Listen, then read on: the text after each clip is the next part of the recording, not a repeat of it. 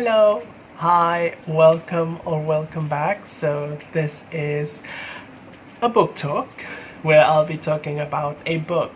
And today I'm going to talk about a short story collection. It's called Sightseeing and it's by Rattawut Lapcharoensap.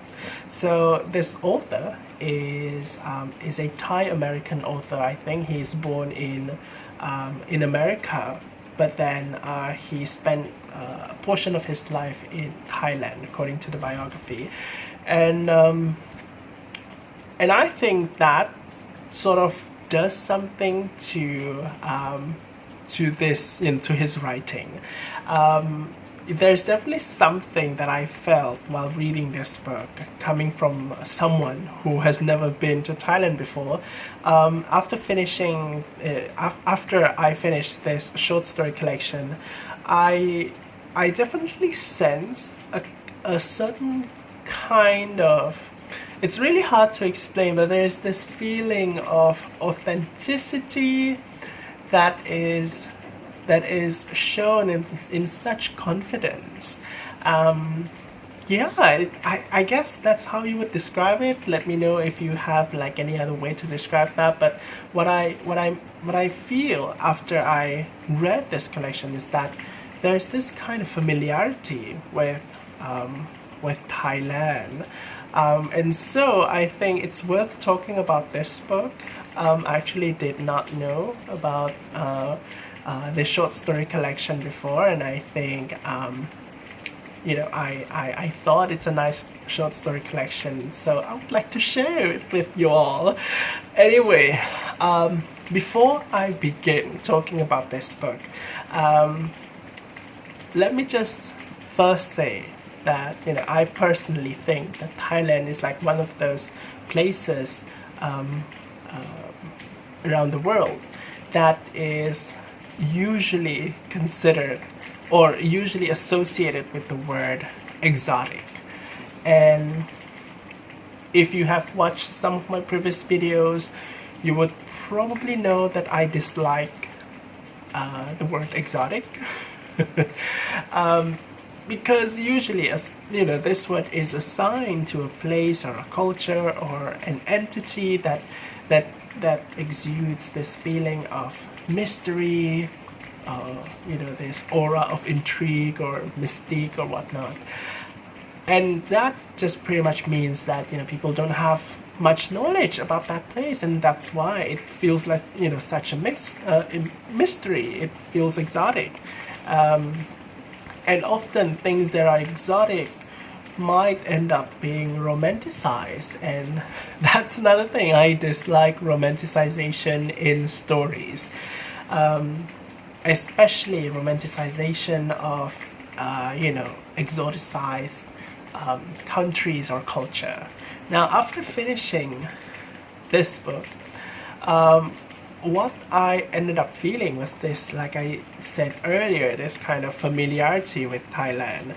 I did not feel that the Thailand described in this book to be, exotic. And that is a good thing.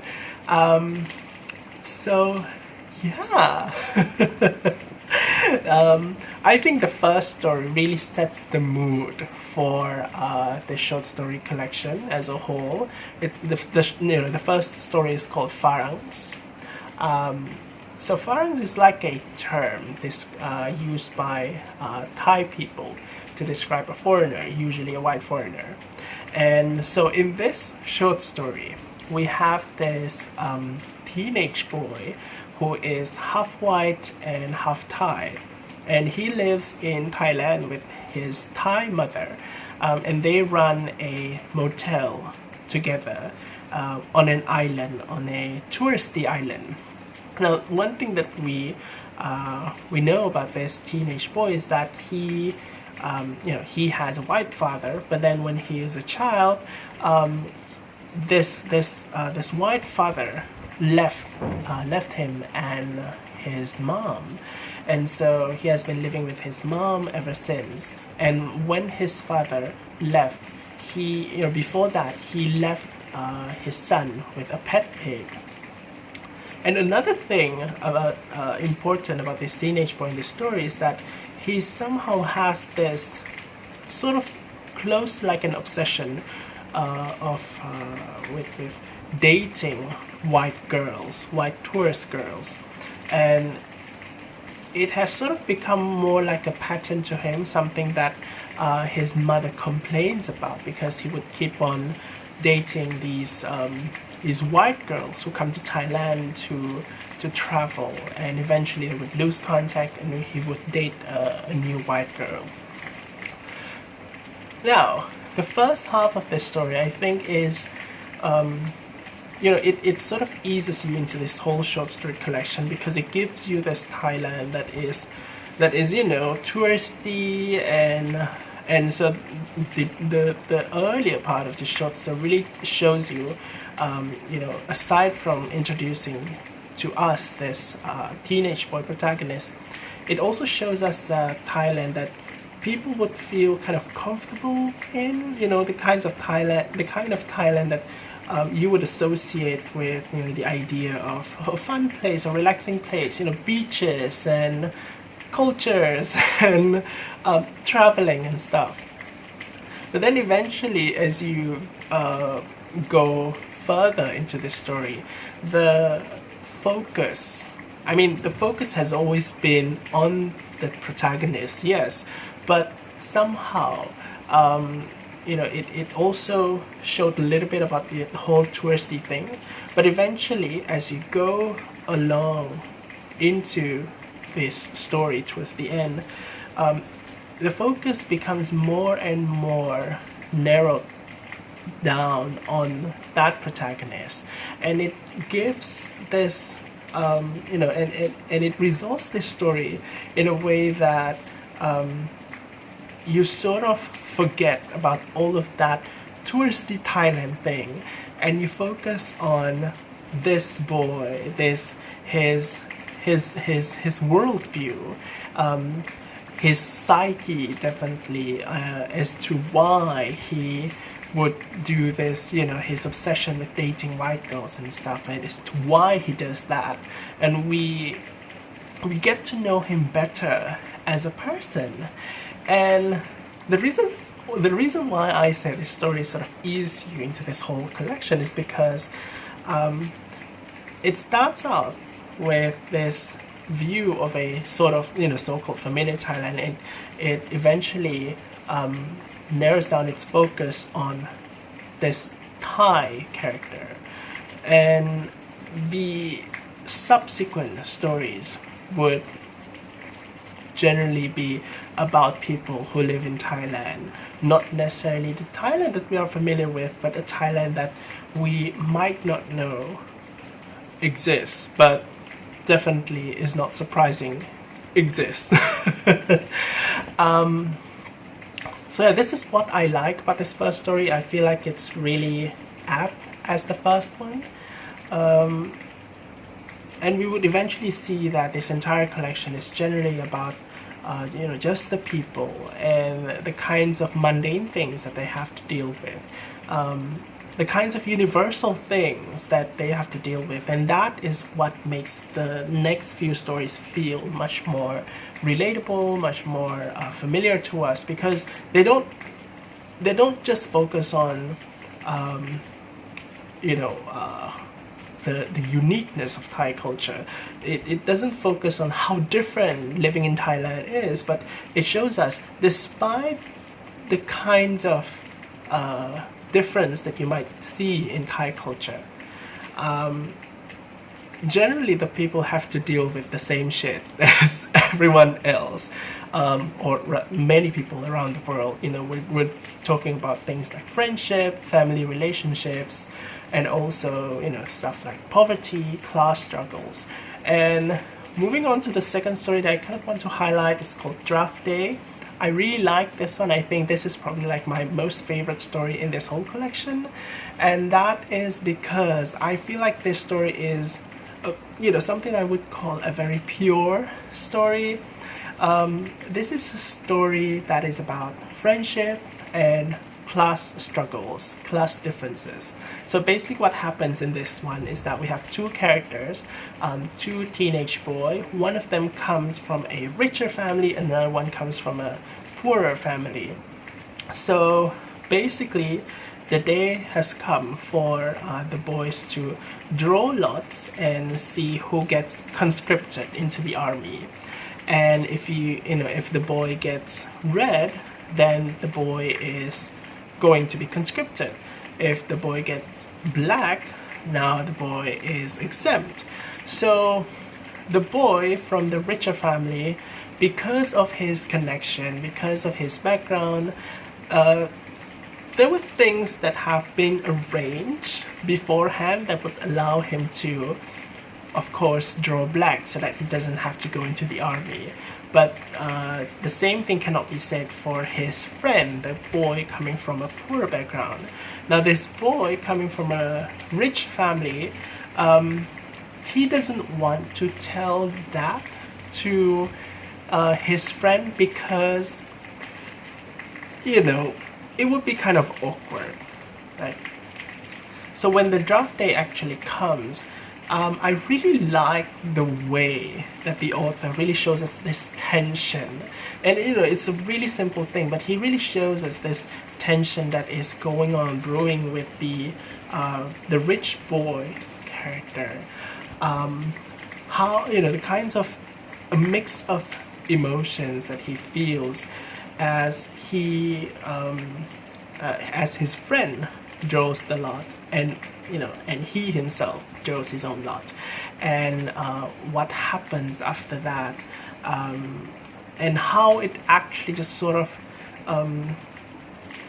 play around with their friendship, and how their friendship is sort of like is sort of malleable to it is not a story that sort of shows like friendship is forever kind of stuff, but also shows how class can affect how people feels towards another person. It's a really complicated story in a emotional sense, and that's why I really like it, but at the same time it's also something I would call pure, because this is something that you can see happen everywhere. You have class struggles everywhere. It doesn't have to be in Thailand only, and so you can generally transfer what happens in the story to other setting as well, and it would work. And that is what I said about how this short story collection has stories that are very relatable to everyone. So that was certainly my most favorite story of the bunch, and so I'm going to move on to the third one which I want to highlight, and that would be Priscilla the Cambodian. So this story is about racism and xenophobia. So in this story we see how two Thai boys, they observe the arrival of Cambodian refugees into their neighborhood, and these Cambodian refugees would eventually set up shanty houses for them to just live there. And so these Cambodian refugees, they live in poverty, and their houses sort of become like a kind of like a store spot for the Thai residents over there. And at first, the Thai boys also have this kind of like negative views towards these refugees, because the families have been telling them how these Cambodian refugees are so and so, until one day they meet with one particular Cambodian girl named Priscilla, and they eventually befriend this Cambodian girl, and through that they get to know Priscilla's family as well, which is basically just her mother in the story. And they sort of forge this relationship with each other, these Thai boys and also Priscilla and her mother.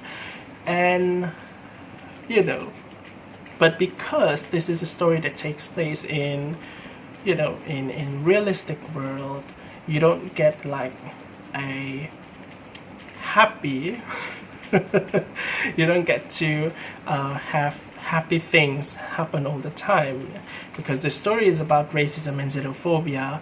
Definitely there are going to be bad things happening to certain people in this story, and we are going to see the relationship between these Thai boys and their refugee friend going through some sort of change. Obviously no spoilers, but I feel that this story is really strong for a few reasons. Now the first one is obviously the universality that I mentioned earlier, because you know it's racism. And I think that racism is like, it's like a buzzword that people throw around a lot that may or may not mean something. But I feel like, you know, depending on where you live around the world, racism has different meaning. And for, you know, for some people who might not be aware of the different kinds of cultures that exist in Southeast Asia, they might lump Southeast Asia as one. If they are racist, they would probably be racist towards like this whole Southeast Asian people, for example. Or if the person does not know about the kinds of various cultures that exist in the Indochina region, they would probably be like racist towards all of them. But the story just sort of narrows down the focus, and it shows the kind of tension that could happen within a region, and in this case between the Thai residents and the Cambodian refugee. So yeah, there's that element of racism that feels very specific to that region that some people may not be able to relate to. But I think what's interesting about that is it shows that there is this whole dynamics going on that may not be very visible on a larger scale. So there's that. It's really interesting. It also gives you a glimpse of how two groups of people just sort of see each other, and add on to that, we also have, you know, this whole refugee situation, which is obviously going to complicate things even further, and thrown in a little bit of class differences in there as well. We get, you know, a cocktail of messiness. So yeah, that's one thing. And another thing I like about it is that this story is written with the Thai boys' perspective in mind. So we have this sort of like innocent point of view of adolescence, which I think sort of lends the story this kind of innocent, pure filter, which probably increases the impact of the story even further, because you don't really get a lot of like cynicism in here. So if you're the kind of person who likes coming of age story, this is probably something that you might be interested in as well, because this story is kind of like a mini coming of age narrative. Also, you definitely get to see like how a young person eventually discovers that the world is, you know, the world can be a shitty place. And that is usually what I like about coming of age stories, how these characters just discover that, all these stupid things that could possibly happen in the world, and they have to grow up because of that. And so yeah, that's why I like that story. So yeah, I'm not going to talk more about this book. I'm not going to highlight more stories. I'm gonna stop this video for now. If you have read this book, let me know what your favorite stories are. Do leave me a comment if you have, if you have anything to comment. And yep, I'll see you again in a different video. So that's all for this chatty video. I'll see you again. Take care. Bye.